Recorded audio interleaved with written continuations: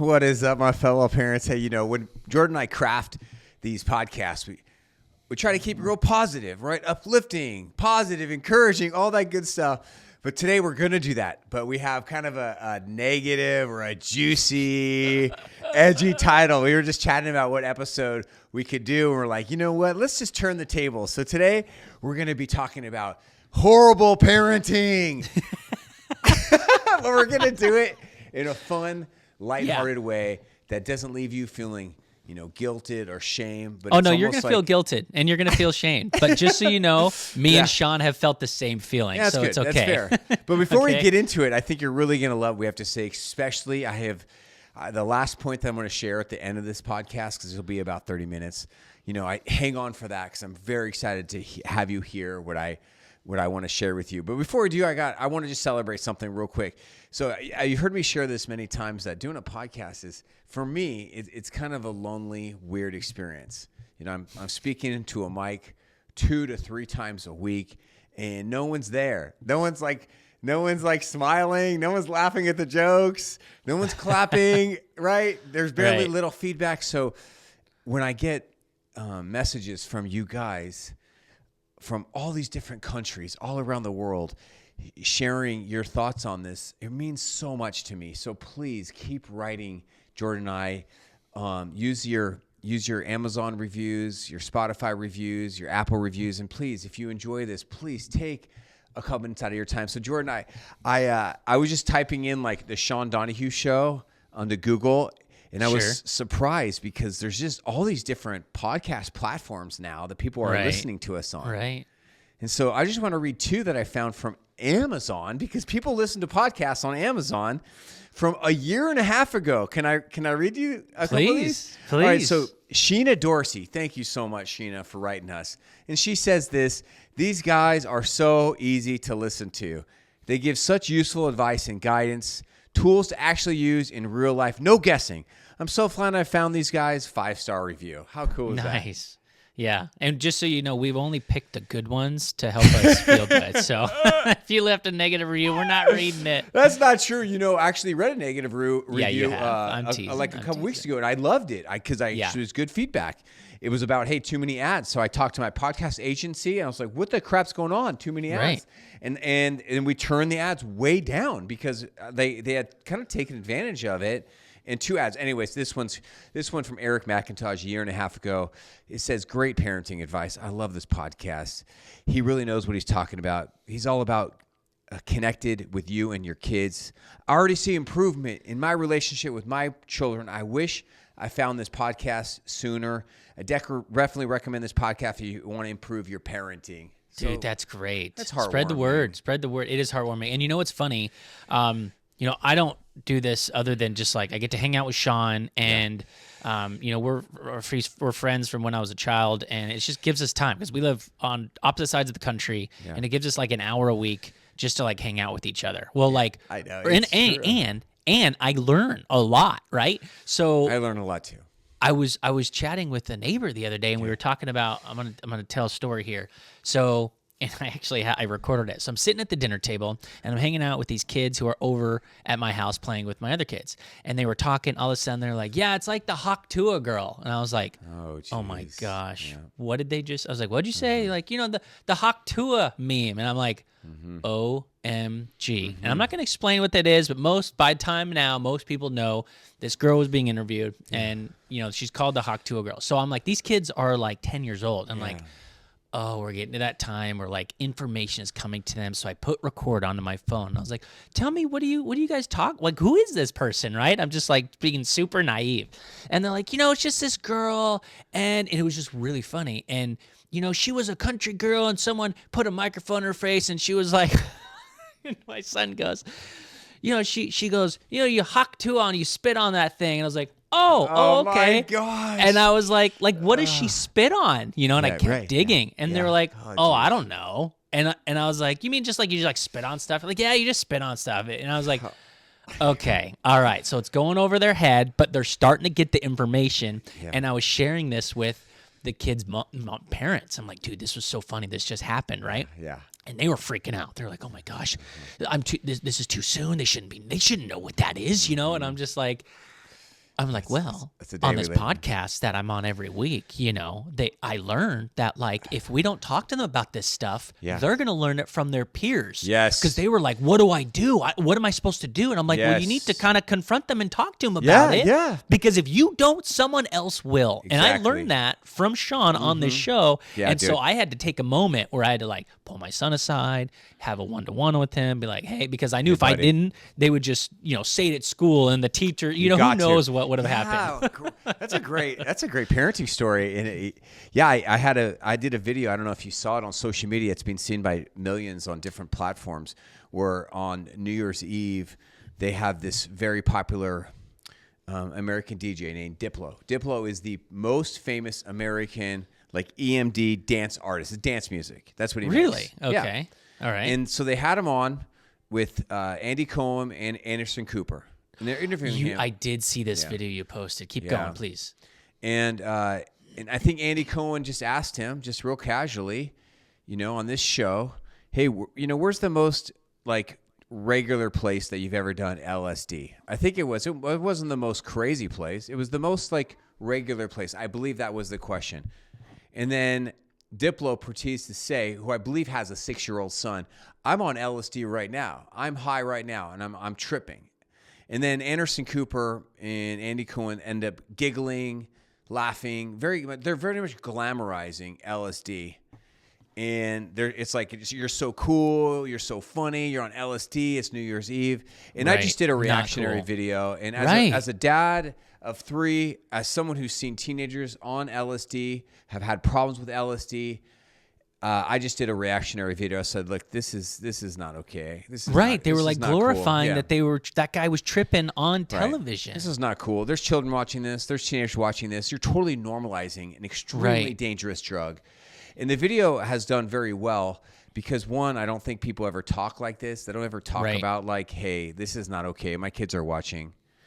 2, the tips that I gave was what you just talked about. I said, when this happens to you, when you're watching TV with your kids, or you find out your kids are making laughter about Haktua, which is a reference to oral sex, here's some parenting advice. Take it or leave it. It was so good. Don't turn the channel. Don't turn the channel. Just watch it with them, right? And then pause it after it's over, and then talk to them about it. And say, hey, here's my thoughts on LSD. Here's my thoughts on Haktua. Hey, here's what actually Haktua is about. Because, parents are teachers and every home's a school, so don't shield your kids from this stuff. Showcase it to them. That's the opposite, because what we'd want to do is hit mute or change the channel real quick or turn it off, and then just, that never happened. Yeah. But you're saying the opposite. You're like, no. We're going to watch this and we're going to learn from it. Yeah, which is great advice. Well, just yesterday, this happened with my 8-year-old. What is it? Oh, come on, brain, turn on. Just 8-year-old, I had to teach my kid about something that was X-rated or R-rated. On television? That she was talking about. Okay, it doesn't matter. I can't think of it now because I'm old and dumb. But that's okay. Let's get down to the let's get to the gist of today's. Let's talk about. Why everybody why we're all terrible parents. How to be a horrible, terrible parent in 2025. And here's why we created this. We created this. It's almost like this is like a little wake up call for anyone. Like, hey, like beware. These are dangers that we all can fall into. These are all traps. These are all temptations. I think we're also doing this because this is the type of episode that I want you to send to somebody. Like, I want you to send to somebody that you love. So if somebody sends you this, it means they love you. They're trying to get your attention, and they're seeing some not either red flags or they're seeing some yellow lights in your life. Like, hey, I see us or you trending in this area, and I'm trying to get your attention. Does that sound fair? Like, that's a good way of phrasing our... Yeah, it could be hard to share this episode because, you're like, oh man, I'm going to share an episode that's titled like how you're being a terrible parent. And when you share it, it's all about the language of how you share it. Because it's like, if you're a guy and I'm sending it to you, I'm like, yo, Sean, I know you suck as a dad. Here, listen to this, like as a joke. And we think it would be funny, like this idiot. But it can be very hard for someone else to receive that, right? Especially if you're, I don't know, if you're a high emotional being, if you take parenting very seriously, if you even think that someone else thinks this of you, that's hard to digest. It really is. It's like telling, if you're like coaching Little League sports, going up to a child and say, hey, you really suck at T-ball. Or you're really sucking at girls' volleyball. You're horrible. That doesn't help them to become better. No. Right? But it's good to know what you're not supposed to do. So let's start with I have a couple. Sean has a couple. That's actually, hold on. Let's sit on that real quick. It is good because, like, if you think you're a great swimmer because all you do is swim in your backyard pool, you might think I'm a great swimmer. Right. But it isn't until you're exposed to actually really good swimmers or watching the Olympics that you see, well, I'm not that great of a swimmer. So this is why parenting happens in the privacy of our homes. So it can be kind of easy to just think I'm doing a great job of parenting because you're not exposing yourself to other parents. Mm-hmm. So that's another reason why I wanted to do this episode, Jordan, because this is like a wake-up call. Like, it's an exposure. Like, hey, take this and look outside the walls of your house. It's reflective too. It can make us think, like, how are we doing? And so, all right. Sean asked me to come up with 3. Yeah. I think Sean came up with 3. I have 3, and then my wife's like, "What about this and this?" I was like, "Oh, that's good." So I have a couple extras I'm going to add. I'm going to get your opinion on. But let's start off with number 1. Okay. Do you want to go? You want me to go? Is there 3 to 5 things we're coming up from each? I don't know what Jordan's going to say on like traits of horrible parents or how to really screw up parenting. So my first one is, you're not a great parent if you let your kids parent you, right? So think about that. Like, are you allowing your kids to do whatever they want? Are you allowing your 6-year-old to make adult decisions, to make their own decisions? Are you one of those parents that's like, well, I don't have a bedtime because, their bodies will tell them when they want to go to bed, right? Or they can eat as much sugar as they want because they'll eventually turn it off, right? I'm thinking of like Willy Wonka, Veruca Salt. She gets whatever she wants. Daddy, I want the golden egg now. And the dad's like, oh, okay, you want it now. So that was my thought process of like, you're the parent, not the kid. That's one of my top 3 too. I phrase it differently. Here's how I phrase it. Okay. Here's a little TV trivia, okay? There's a popular show on. Listen, this is dating my age too. So this is TV trivia. What TV show came out, which was a popular 1986 sitcom that ran between 1985 and 1989? The show premiered in 1984, the same night as The Cosby Show. The same night. As the Cosby Show. Can you give us a theme? A theme had to do with it was a family sitcom. A man and a wife lived together, but they were not married or dating. Another hint? Oh, dang. Another hint? Yeah. Okay. The woman was a successful... I was like single digits at this time, but I would have had to watch a rerun. So keep going. Okay, keep going. So the woman was an extremely successful businesswoman with, I believe, 2 children. And so she hires a nanny to live in her home. A male nanny. I don't know, dude. What is it? The show is called Who's the Boss? Oh, I never saw that show. I never watched it. Tony Danza. And so, yes, when you're talking about the kids and the parenting, that I never watched that show. I say first thing that we're talking about here on how to be a horrible parent is this: you're a very passive parent, and the kids are the parents. Was Tony Danza the passive parent, or was the mom the passive parent in this show? Neither. They were both pretty good parents, but it was just the title. Who's the boss here? Is it the kids or the parents? If your 6-year-old comes up and says to you, "Hey, I want to have a sex change. I want you to take me to have a surgery." Who's the boss here? Are you going to be the parent that you should be and set boundaries around your children and say, hey, you're young, I'm not ready to go down this path? I know I just took a huge chunk out of a hypersensitive topic, but that is how I feel. Are you going to be the parent and say, no, screen time is over, and if this continues, you'll have even less screen time? Are you the parent here, or is the child? That's where we're at, right, Jordan? Are we on the same page? That's exact the same page of just like make sure that you are making the educated decisions and not your child, because you have the wisdom and the experience and age, and they don't. They're still new. They're still learning, right? Yes. And they're still doing trial and error. We're not saying don't allow trial and error, because that is a part of learning, and failure is part of growing up. But we just want to make sure you're not getting walked all over, because Sean talks about so many experiences of all these kids who walk all over their parents, and their parents feel like they have no say in parenting at all. I got a few stats. Can I, before we move on to the next two, can I read a couple of things? Sure. According to Sharon Frederick, who's a psychotherapist at Clarity Health Solutions, children who have little or no discipline are left to fend for themselves. And this can result in injuries or create a child who does not understand boundaries. Children look to parents to define what boundaries are and consequences that can occur if the child crosses the boundaries. It's almost like this. This is my teaching. The world is filled with order, structure, consequences. And it's the parent's job to teach those in a home because they are the parent, to create order around hygiene, rules, sibling love, screen, structure, school. And that's what we need. I love it. So we both kind of have similar topics when it comes to our first tip about how to be a terrible parent. Here's one more stat, okay?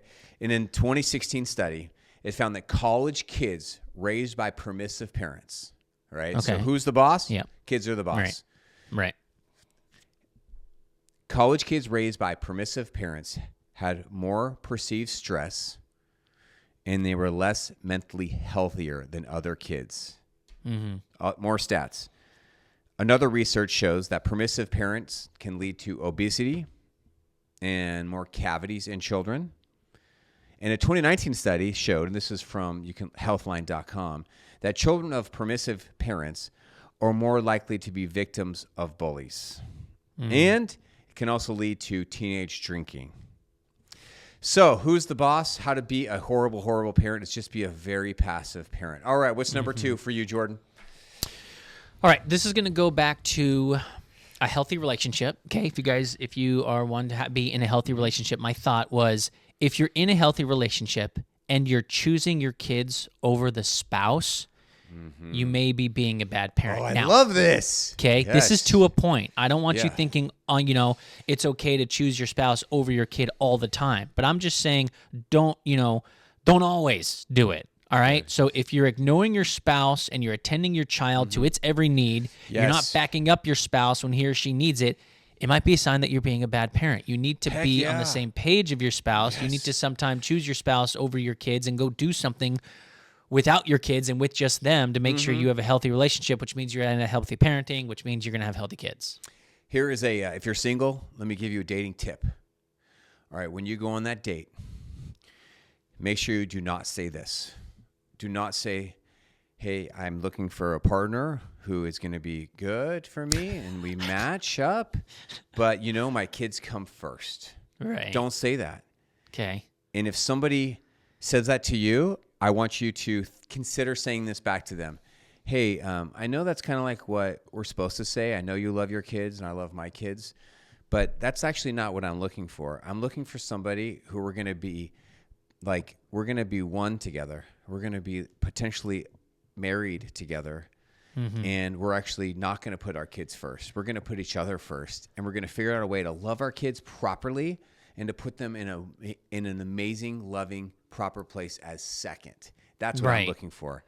It's weird to think about because by not putting the kids first, you're actually putting the kids first. And by that, I mean, think about the new bird that was just hatched. The mom has been sitting on the egg for, weeks. And the mom pushes that dang bird off the ledge and says, good luck, right? If that bird were to just be like, no, I'm going to care for you and tend to you and not push you off the ledge to learn to fly, you're not going to learn to fly. Mm-hmm. So it's like I'm allowing my chick to be the best it can be by pushing it to go off the ledge so it can learn how to fly. So I'm allowing my kids to be so much better because I'm choosing not to choose them first. It's weird, but that's the way I look at it. There's a unique movie on Netflix that actually just got nominated for the Golden Globes for Best Animated Movie. It's called Wild Robot.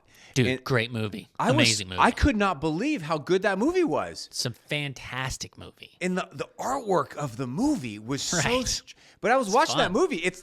This is a parenting movie. It's totally. Maybe I'm biased because I just see the world that way, but I was like, this is absolutely about the psychology of parenting or even adopting a child, having your own child. I cannot believe that movie.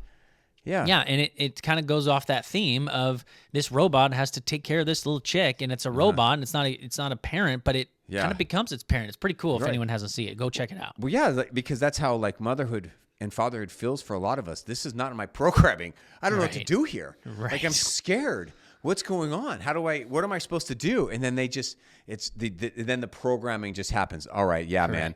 Okay. That's all right. Cool. What's your second? You got a second one? No, you go. You go for your next ones. And I'll, I got a plan here. Okay. You got a plan. Let me see where I got here. Okay. I lost track. Okay. So those are two of my big ones. Another one I have written down here is like, it kind of goes into what we've already been saying, but the headline is, you might be being a bad parent if you don't enforce the rules. Okay. Right? And that goes back to like if you're allowing your kids to parent you, right? Mm-hmm. Sean already talked about order and structure and having boundaries. And if you're the parent that's like, if you do that again, I swear. You swear what? Like, okay. Don't push my buttons or else, right? Okay, well, or else what? Like, is there a boundary here, and are you enforcing that boundary? Dude, we actually haven't talked about what are wisely bringing up very much on this. You're talking about this parent who just threatens to be a good parent. They make threats, but they don't follow through. Right. Because it's just too hard for them, or because they don't know how, but they know how to yell or get snippy and make threats. I like what you're saying. Why did you, of all the things you could have come up with, I'm really glad you came up with this one. Why did you come up with this? Yeah, why did that one Where did pop this come in my from? head? You don't enforce the rules. It's almost like you're a cop who's going around being like, hey, I'm here to keep order and peace. I'm here to help, but I just give pep talks. I actually don't enforce it. It sounds like, California police work, actually. I think it popped into my... Yeah, you like that? That's so good. That was so good. And this is a shout out. All the police officers, law enforcement, I love you. But what's happened until... Sometimes their hands are tied, too. Their hands are tied, right? I know. But we actually just passed a law here in California. I don't know if you heard. It's a pretty big deal. Prop, I think, 36 passed, even though Governor Newsom was against it. So now the police are actually able to arrest people who are robbing Targets and Walgreens. Yeah, but didn't he just veto that? I read somewhere where he was going to veto it or something. No way. No, it's happening. Yeah, you see it all over the news. People are getting arrested like crazy. Yeah. So when I thought about this, I think about that parent who yells a lot. I think about that parent who, let's say it's a vulnerable mother and doesn't have a dad near, in the picture, and so has to yell and threaten their kids all the time, and maybe doesn't enforce it because really they don't want to enforce it. They just want their kids to listen to them, but their kids aren't listening to them, so they have to threaten them, and really it's just this vicious cycle that's just repeating itself over and over and over again. Yeah, that's because what you could do is become a calmer, more peaceful parent that's just giving more discipline or giving more consequences. But for a variety of reasons, that's hard for you. And what is more natural for you is just being a more louder, reactive parent who probably then still may or may not discipline. I like that you said that. Yeah. All right. I got my next one. Next one. Okay. You ready for this? Yes, You please. probably have something like this too. I only have 3, so I'm pretty pumped for my 3. I have to narrow it down. Okay. The last one that I'm going to share is something I'm most passionate about, but here's another trait of being a horrible parent is that you live to work. Well, you know what's unfortunate about that too? Is that's the American dream, bro. It's like work, right? There's freaking music about it. I'm working 9 to 5. Like working is part of the American dream, but the reality is I don't think that's the true dream, right? So, we work so that we can play. We do what we have to do so that we can be the good parent we want to be. Yes. But sometimes, go ahead. Ask yourself, everybody, are you living to work or are you working to live? That's good. Right? Great question.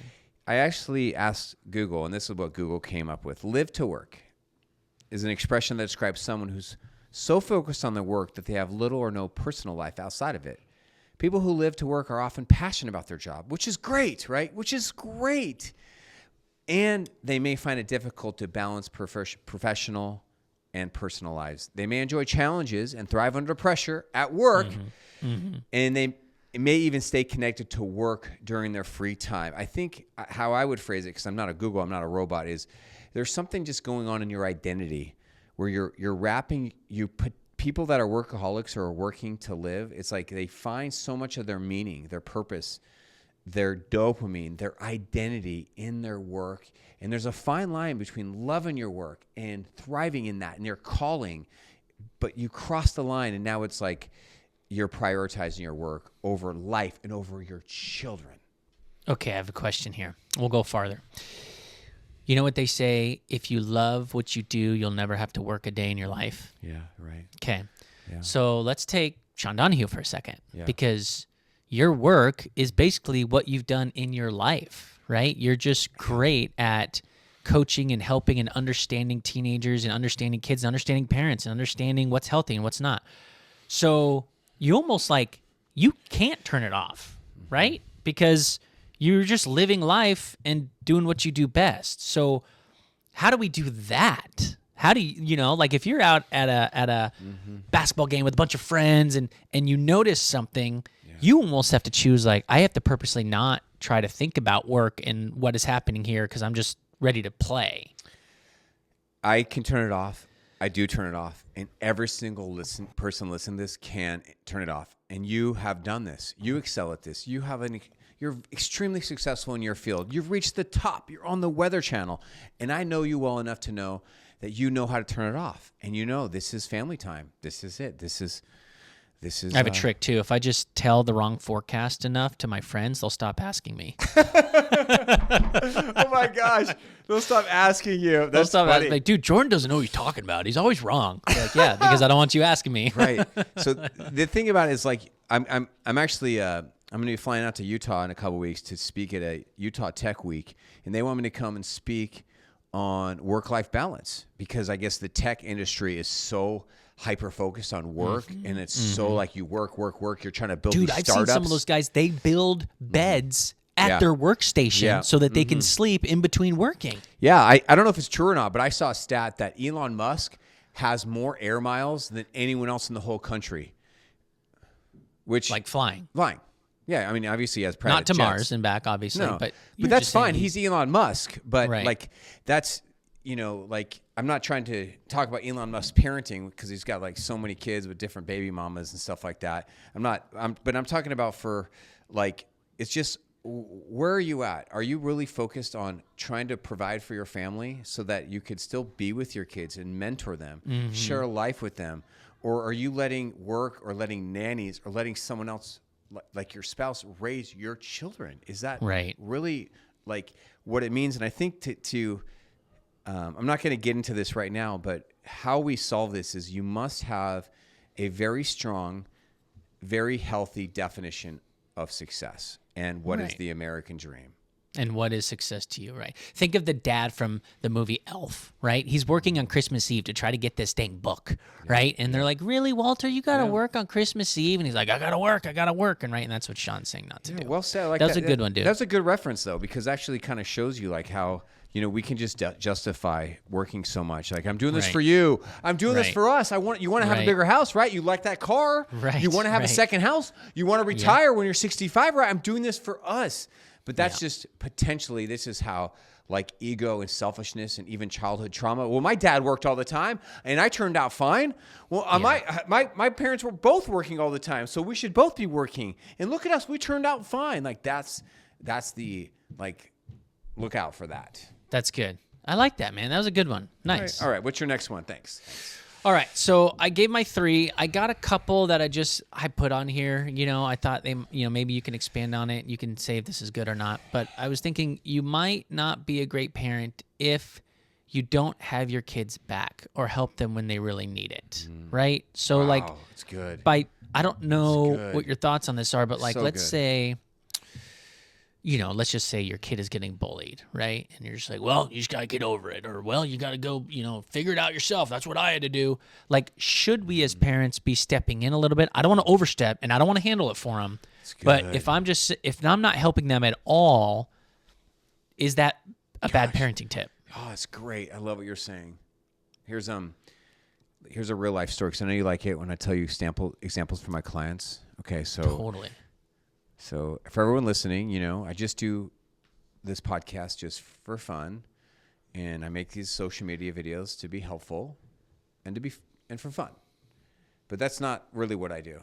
Like Jordan's day job is that he's a weatherman, and what I do every day is I'm a family coach. I work with everyday moms like you, and I help you become the best parent, the best dad, and I show you how to solve problems in your home. So a common problem that people have is something that happened like a month ago. Okay, you've got these two neighborhood kids. They're kind of frenemies, and they're talking crap to each other. They're kind of bullying each other. Yep. But one kid ends up taping it and then shows it around the neighborhood. What age group are we at right now? What age group is this? Take a wild guess. Well, if they're videotaping it, 13? Exactly, right. Okay. 12, right. 13. Teens, early teens. Yeah. Right, Okay. early teens. Yep. And so then it gets around to one of the parents. And it's like, hey, and then the message is, hey, man, your kid came up really bad on this tape. Your kid's a bully, right? Okay, right. So now the dad, strong alpha male dad, CEO, he wants to now come down and be on, hey, man, what's going on? You're bullying. I got you on tape. Like, you're in trouble, right? That's like, you shouldn't be bullying, right? Right. Does that make sense? That's how a lot of dads would come about it. Well, yeah, because you're trying to protect your kid, so you think that your kid is the innocent one, and you have to remember, like, hey, it takes two to tango. So what is happening here? But okay, I have evidence that says this other kid is picking on my kid, so now I'm stepping in. I told the story poorly. No, I meant to tell the story where the kid on tape was the bully. Oh, okay, got it. So now he's gonna go to you. He's like, hey, son, why are you bullying other kids, man? This is Got it. unacceptable. Understand now. Yep. Like, what is going on with you? You Right. can't be doing that, right? And that's what his intuition was. But here we are. He's a VIP member, so we're talking live on a Zoom call. Everyone can see. There's a few other parents there, and one of the pieces of advice I gave him is this: I'll just cut to the chase. We'll do some role playing real quick. Hey, tell me about what happened. I got the tape, but I want you to know, like, even though I heard this recording, I saw the tape, I want to know your side of the story. And even if this is a situation, where you were at wrong, you were at fault. Dad, it wasn't my fault. It wasn't my fault. Right. I know that tape makes me look bad, but you should have, it wasn't me. You should have heard what he was saying before that. He started recording, Dad. It's not my fault. Okay, right. But I just want you to know, whatever, like, I wasn't there. Whatever happens, I just want you to know I got your back. I love you. We're going to work through this together, right? If you did do some bullying on the kid, I'm going to help you with that. I'm going to give, we can't allow that. So I'm going to have to give you some attention on that area. But I want you to know, like, hey, this is a community issue. Other parents are involved, but I'm on your side. I love you. We're going to work through this together. What do you think about that?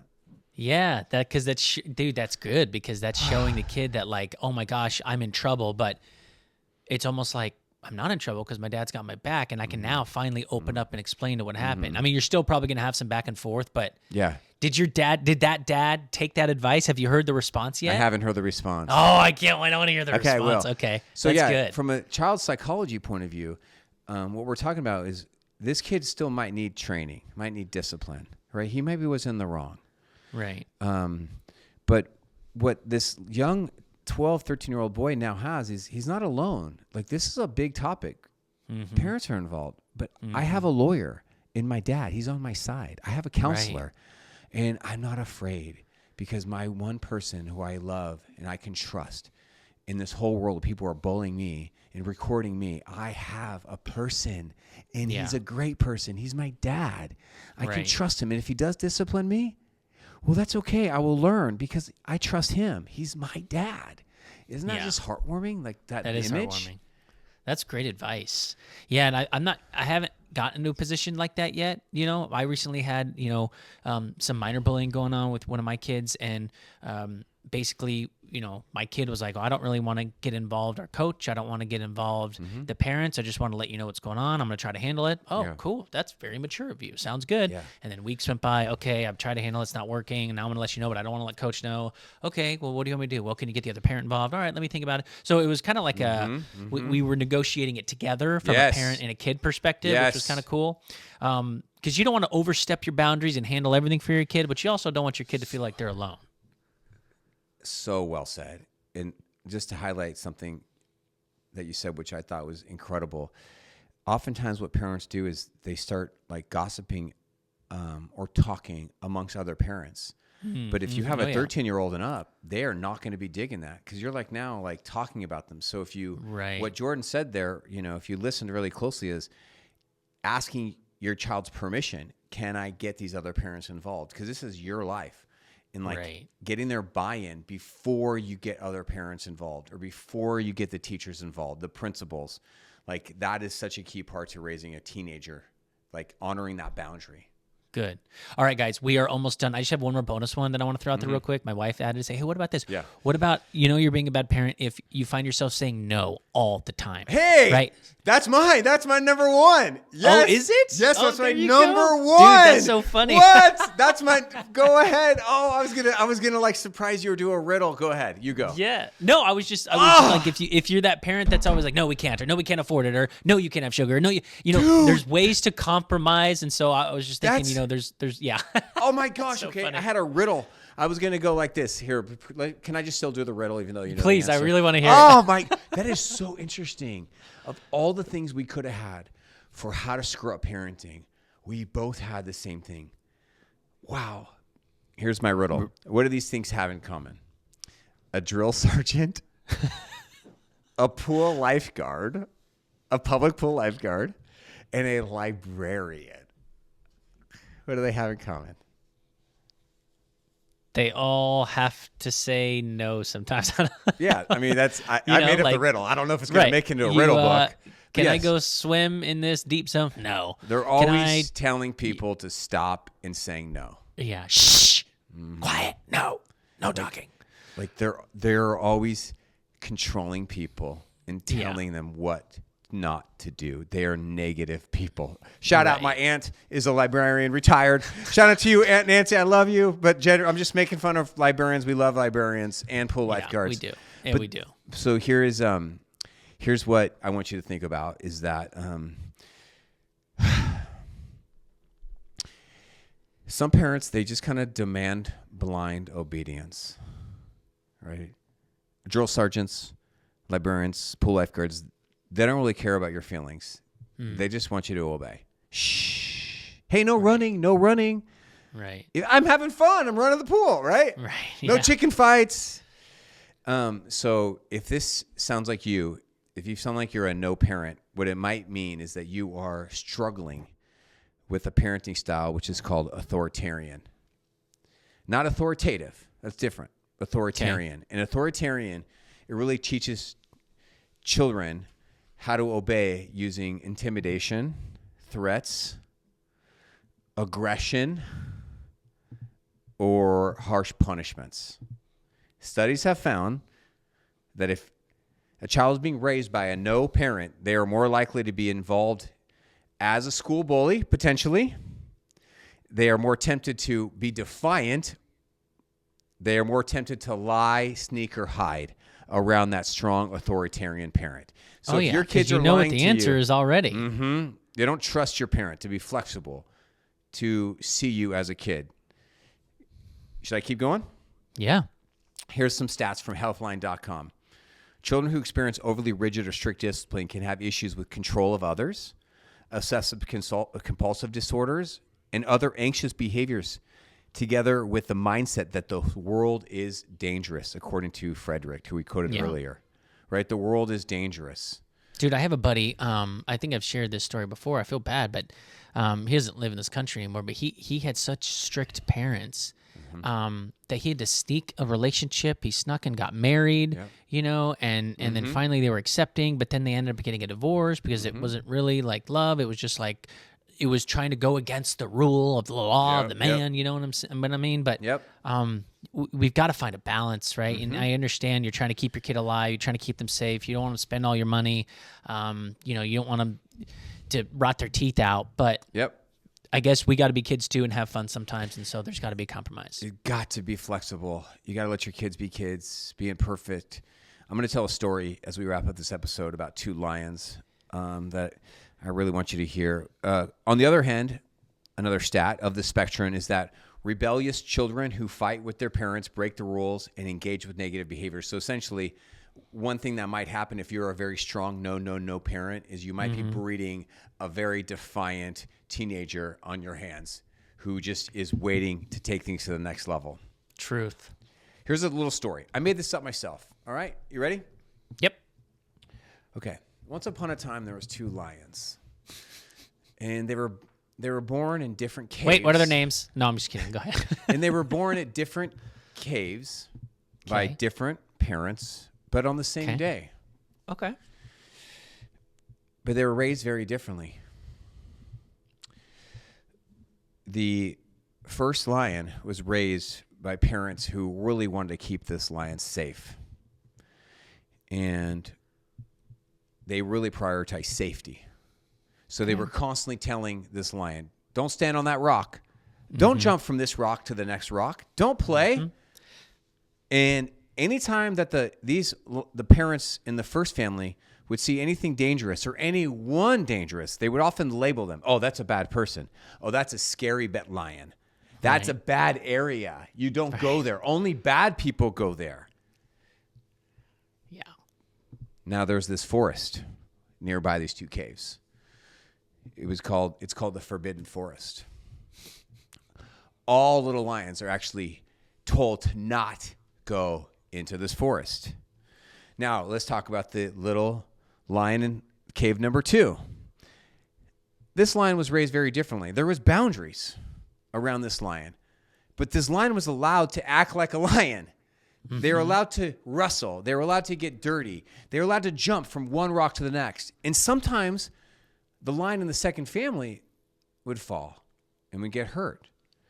And the lions of the second family would say, this is what it means to be a lion. You pick yourself up. They would say, hey, see those gazelles? See those zebras? Go attack.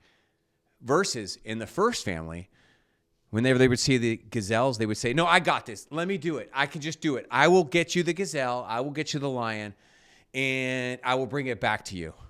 Now, as they became teenagers, they started having struggles in both homes. The lion in the first family was saying, why do you guys always keep me in this cave? All my friends are out there living it up. I don't like you. I'm starting to resent you. I'm starting to not even feel like a lion. Am I a lion? And the parents were like, here, it's our job to keep you safe. So here, take this screen, little lion. It'll help you pass the time in this cave. You with me? Yeah. And the lion in the first family started playing games and watching videos of lions doing lion things. This is hilarious. Well, the second lion was out there, sometimes making good choices. And Would we call it an influencer lion? What's that? They'd be watching influencer lions. Yes, they're watching people on YouTube lion doing crazy things, but they're watching it on a screen. Of course. And the lion in the second family is not perfect. They're sometimes making mistakes, sometimes coming back, sometimes, reaping the consequences of their poor actions. But the thing about the lion in the second family is they would keep coming back to their parents and telling them stories about their lioness adventures. Mm-hmm. And then the teenage years keep progressing, and we come to the conclusion of the story because now we have many teenage lions that are traveling into the Forbidden Forest. Everybody knows, do not travel into the Forbidden Forest. It's forbidden. It's dangerous for every creature, even lions. The lion in the first family says, I'm going. And they go into the Forbidden Forest. And they come back, and their parents are like, where'd you go? Who were you with? And the lion in the first family lies. Says, oh, I was just over here by the stream. I wasn't doing anything wrong. Lies to the parents. And continues to travel with his friends into the Forbidden Forest, doing forbidden things. And in time, bad things happen in the Forbidden Forest. And the lying and the deception continues. Now, the lion in the second family says, guys, I'm really upset at you. I really want to go to the Forbidden Forest. I'm really curious. Please let me go. And the lions and the parents of the lion in the second cave say, look, little lion, you're not little anymore. You're a lion. I see you. I respect you. I can't stop you from going to that forest, but I want you to trust me. You are a lion. You are brave. You are powerful. If you go there, you might do well and you might not. I can't stop you from going there, but I'm asking you to please trust me. Do not go to that forest. You do not need to go and test it. I know enough about that forest, and I want you to trust me. You are powerful. So if you go, I want you to tell me about it. And I want you to be honest, but I'm telling you, please do not go, and just trust me. And when you raise your kids, you're going to be saying the same thing. Parents, it's a dangerous world out there. Mm-hmm. For our children. Lots of horrible things are happening. There are lions out there. There are lions. There is fentanyl. There is bad websites. There is bad people. There is crazy people on New Year's Eve talking about crazy things. But what Jordan and I here want to talk about is in this scary world of parenting, do not be a no parent. Yeah. Right? We have to let our kids live their lives. But there are certain issues that you have to say no to. There are forbidden forests. But then when you talk about the forbidden forest, tell them, do not go there. But talk to them in a way that they feel like they're a lion, and that if they do choose to go to the forbidden forest, like there's open communication about it. And then you can deal with that as adults together. Thanks for letting me share that story. That's good, man. Thank you for sharing that story. This is a great podcast. Yeah. I just kind of made that story up like 10 years ago, but I don't know. Did you get the gist? What would you say is the moral to that story? You got to let your kids be kids, and you got to parent them in the wise way, but you got to allow them to fail. You got to allow them to explore. You got to allow them to take risks, and you can't be the protective parent, or else it's not going to do well. Yeah. Thanks for letting me share that, man. Thank you. Hey, we gave you some great tips. If somebody sent you this video, just know that person really loves you, and they really want you to be a great parent, but they want you to look into your parenting, and they want you to really realize, hey, there's maybe some things that I heard today's episode that somebody wants me to hear. If you need any more support or help, just send me a message on Instagram or contact me or become my client. And thanks so much for letting Jordan and I be together on your life. You are a good parent, and we're all improving as a parent, so please keep up the good work. Parenting changes the world.